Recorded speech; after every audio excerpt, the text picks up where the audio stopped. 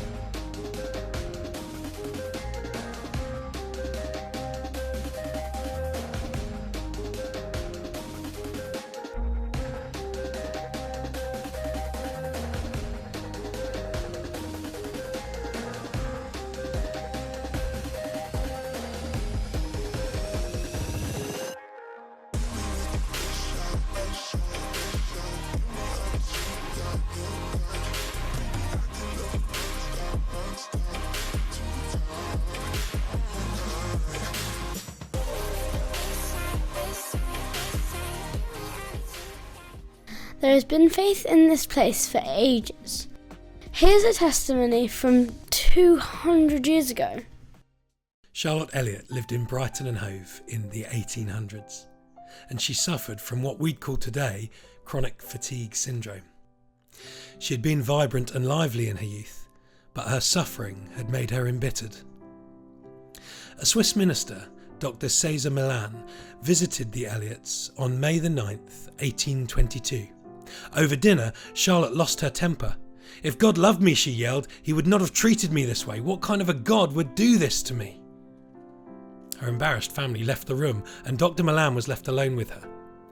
You could have cut the silence with a knife. You are tired of yourself, aren't you? You are holding to your hate and anger because you have nothing else in the world to cling to. Consequently, you have become sour, bitter, and resentful. "So what is your cure?" asked Charlotte. He answered, "The faith you are trying to despise." As they talked, Charlotte softened. "If I wanted to become a Christian and to share the peace and joy you possess," she finally asked, "what would I do?" "You would give yourself to God just as you are now, with your fighting and fears, hates and loves, pride and shame." "I would come to God just as I am. Is that right?" Charlotte came to Christ. Years later, her brother, Reverend Henry Elliott, was raising funds for a school for the children of poor clergy. Charlotte wrote a poem. It was printed and sold across England to raise money. The poem quoted John 6:37. "All that the Father gives me will come to me, and whoever comes to me, I will never cast out." Underneath was Charlotte's poem, which went on to become one of the most famous invitational hymns in history, "Just as I Am." Despite her chronic fatigue, Charlotte lived to be 82. She wrote about 150 hymns and is now buried with her family in St Andrew's Churchyard in Hove, just over the path from the grave of George Everest. After she died, Charlotte Elliott's family found over 1,000 letters that she had kept from people which express their gratitude for the way this hymn had touched their lives.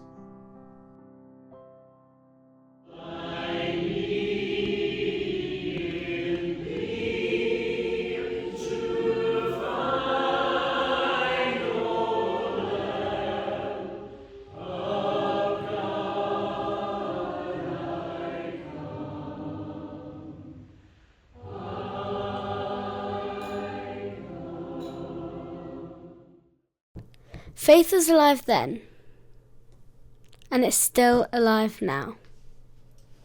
We believe in one God, the Father, the Almighty, maker of heaven and earth.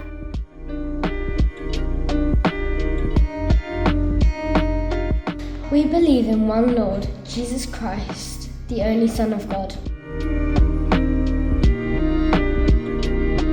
We believe.